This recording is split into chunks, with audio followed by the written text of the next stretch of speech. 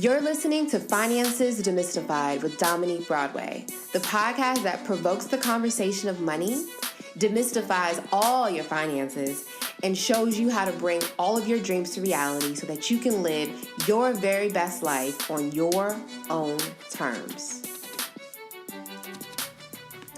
Welcome back to another episode of Finances Demystified with Dominique Broadway, and I am your host, Dominique, and I'm really excited about today's topic. And what I want to talk about today is your relationship with your money. And now what I've realized in my years of experience and even in my own life, that most people have a very, very, very unhealthy relationship with money. For some people, it's even toxic.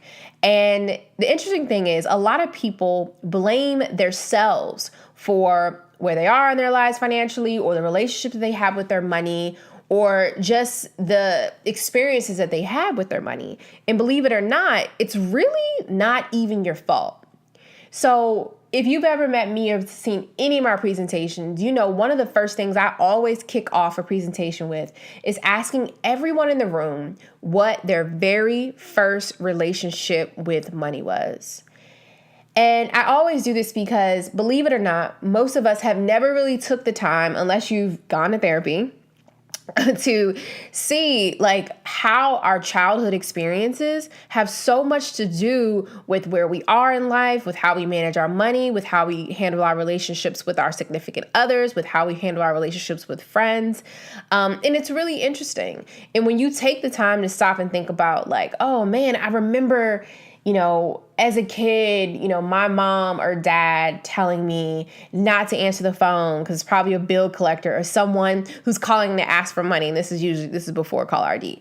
But anyway, and because of that, you got into this habit of being scared to answer the phone, being scared to answer your, open your mail, because you think it's someone that's going to be trying to ask you for money. And you feel like if someone's asking you for money, you need to duck it, right? That's just one situation. But all these different experiences that we have, or, if you were asking your parents for money and they were like, no, I don't have it. We don't have it. What do you think? Money grows on trees. You start to create this mindset of scarcity. Like, we don't have money. Money isn't something that's abundant. It doesn't grow on trees, which it doesn't, but it's not something that's ready and available to you. And you create this mindset of scarcity. So, it's really interesting. So, a lot of us, like I said, as children or coming into adults, a lot of people inherit money, right? Not a lot, but a decent amount of people inherit money when someone passes and things of that nature. But for most people, you're really just inheriting a really bad relationship with money. And it has like these bad experiences that you have literally will carry with you through your entire life. It's super, super interesting. So I think it's really important for people to take that first step. And I challenge all of you to ask yourself, like, what was my first relationship with money? And once you identify what that relationship with money is, start to think about how is it affecting you? How did those first experiences with money, how are they affecting you now? How are they affecting you in your career? How are they affecting you as you try to reach your financial goals? Like, what are they doing to you? And it's interesting because even like, I guess America in general will, even with certain careers, they'll always say like, oh, if you're a social worker, you're never going to make any money. And that's not necessarily true, right? Or they say, oh, if you get into teaching, you'll always be poor. You won't make any money at all. And that's not the case. But it puts a lot of students who are getting into these careers into a mindset of scarcity. And they feel like they never will have a lot. And just because they are helping people, that they're almost not allowed to be wealthy, to have this positive relationship with money. And it's super, super, it's really interesting. I think it's really interesting. So like I said, I challenge all of you to think about your first experiences and how they're impacting you now and what your relationship with money is. Like, when you think about money, do you feel like you are, I don't know, like, do you get nervous? Like, I literally have people that I've worked with or people that I know who anytime you bring up the topic of money, they just literally freak out. They're like, oh my God, I don't want to talk about that. Oh my God, it stresses me out. And just the thought of money, the thought of making the money, spending the money, having to manage the money literally will like just give them an anxiety attack, which means they have a super they have a really bad relationship with money. I've worked with clients who have literally, came to my office and brung a stack of envelopes from months and months and months, like literally from months and months and months that they have not opened because they're so freaking scared of opening them because they don't know what's inside. And the interesting thing is when you have this negative relationship with money, because I had a very short stint in my life where I had a negative relationship with money, and I'm definitely going to tell you that whole story very soon. But I was the same way. I was so scared to open the mail because I knew that I owed and I knew that I didn't have the money to pay the bills, point blank. And it was literally me sitting down with my grandfather and saying, okay, Papa, I've really messed myself up. Can you just help me get through this? And, he was able to sit down and just help me open the envelopes and get everything open and realize that, I think the interesting thing is we realized that I was nowhere in as bad of a financial situation as I thought that I was. And that was what was eye-opening. Because when we have this, sometimes it's not a long-term negative relationship with money. Sometimes people can have a short-term negative relationship with money. And even during that short stint, you can build your financial problems up so big to be this giant monster that's in your brain. And you realize it really is not that big once you take the time to look at your entire financial situation and see where you truly, truly are. So if you have this unhealthy or negative relationship with money, I can guarantee you that you will never, ever be able to create the abundance or create the wealth that you want. Like, you have to start working on that relationship, and you have to change that relationship with your money so that your whole financial world, your financial life, your feelings, everything about money will be different. And so I wanted to give you guys just a couple ways that I think helped, me. I mean, I didn't actually have a negative relationship with money growing up, but just has helped a lot of people to really start making that shift, And I think one of the biggest things that I've known and read is that you really have to think about, are you focusing on your lack of and scarcity? Because if you're focusing on your lack of and your scarcity, you will never be able to create abundance. So instead of focusing on your lack and your lack of and your scarcity, you need to be focusing on abundance. You need to be focusing on prosperity. You need to believe that money can come easily. You need to believe that money can come frequently. And instead of complaining and say, oh my gosh, I have this bill. I'm sure I don't want to go to the mailbox. I'm sure it's full of bills. I don't want to open my email. I'm sure it's full of bills. Think about, I have abundance coming. Wealth is coming. Checks are coming. Money's coming in. Bonuses are coming. Money's coming my way. I can handle the bills that are coming because I am wealthy. That's really how you start to build that wealth mindset and to start changing your relationship with money.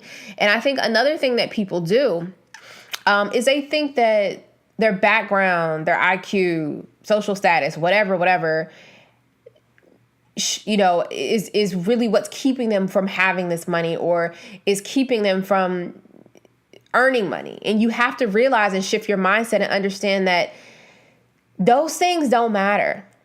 Most of the richest people on the planet right now, such as Oprah, Bill Gates, Mark Zuckerberg, who else? No, I think even Richard Branson, none of them have finished college. So it shows you that college and having these certain pedigrees do not equal necessarily having money. It's about having that wealthy mindset and having a good idea, right? A good idea that can service people and solve people's problems. Another thing you need to do is start expecting to make loads of money. Like, think big, think really big. And I remember as a kid, I always, when I was in high school, I used to post pictures of G500 Mercedes trucks and Bentleys and on my wall. And I would go online and order yacht books. Literally, I would get yacht books sent to the house. And my mom would be like, where are these coming from? I'm like, oh, one day I'm going to have a yacht. I just wanted to, see what my options are. And I was looking for yachts in high school, and we did not have any money at all to buy yachts. My mom's actually petrified of like water. But anyway, but I was thinking in abundance. I was thinking about wealth. I was picturing what I wanted my future life to look like. Like, how much money do you want to make? Is it 150,000, 500,000, a million? Expect that and think about that on a daily basis, not once a year. Think about it on a daily basis. Another thing that we can do is think about, for the entrepreneurs, think about what problem can you solve for other people? Not necessarily like, I meet people all the time like, oh, Dominique, I want to start a business, but I don't know what type of business to start.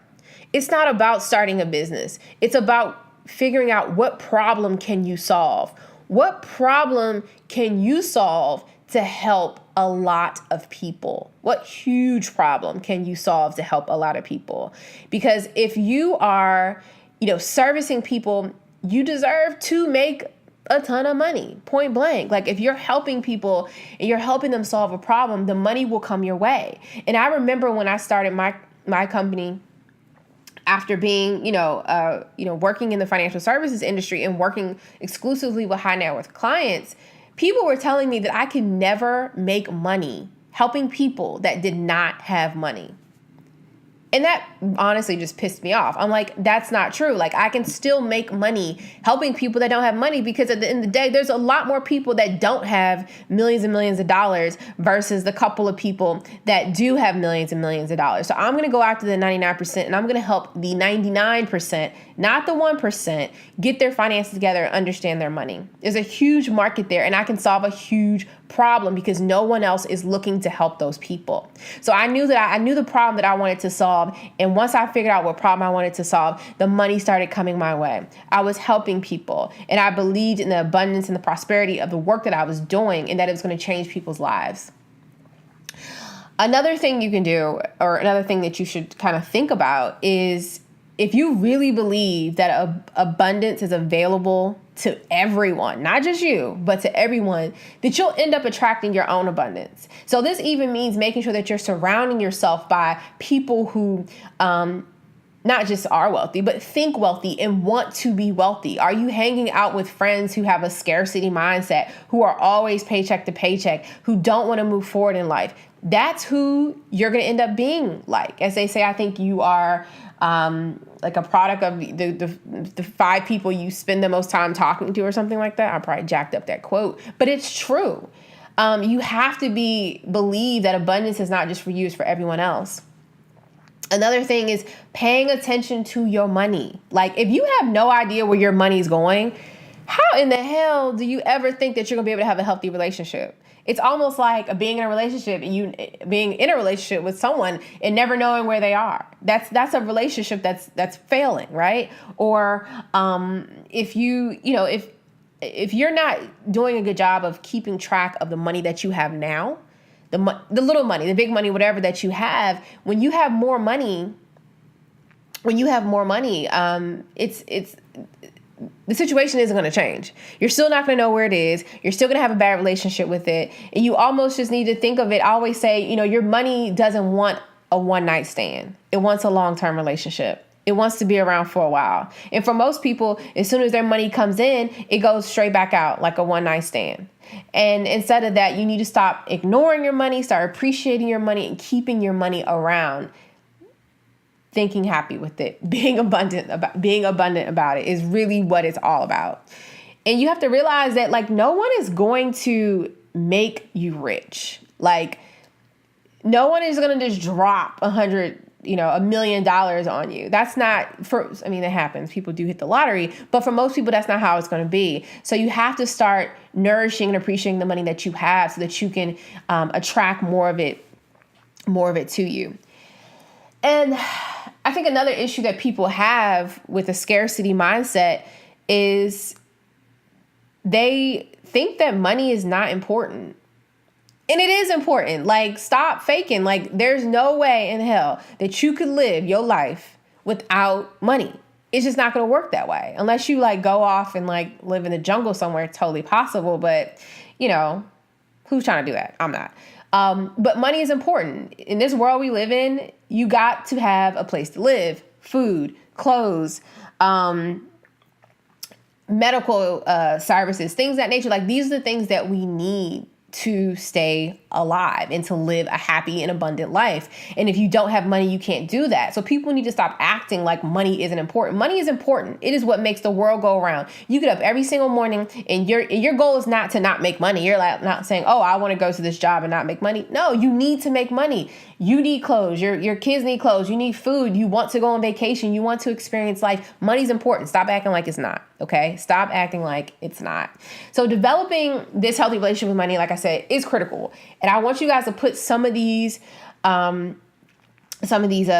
of things that I mentioned, action items in place, and start thinking abundant, thinking about the money that you want to come your way. I mean, if you wake up every single day and just say, today's going to be abundant, today's going to be prosperous, today money's going to come my way. Things like that, like literally just a habit. And I do this. I try to say this, like, this is going to be an extremely prosperous day for me. It's going to be an extremely abundant day for me. I'm going to help a lot of people and I'm going to make a lot of money. There's nothing wrong with that. That's not greedy at all. It's not greedy at all. So I challenge all of you guys to think about and start implementing some of the things that I said, because I want each of you to have an extremely healthy relationship with money so we can start building wealth and living the lives that we want to live. And living the lives that we want to live. That's what it's all about. That's why we're here. We're here to help people and live our very best lives. So on this note, cheers to all of you to having a wealthy, prosperous, abundant day each and every day. And I'll talk to you all soon. Bye-bye.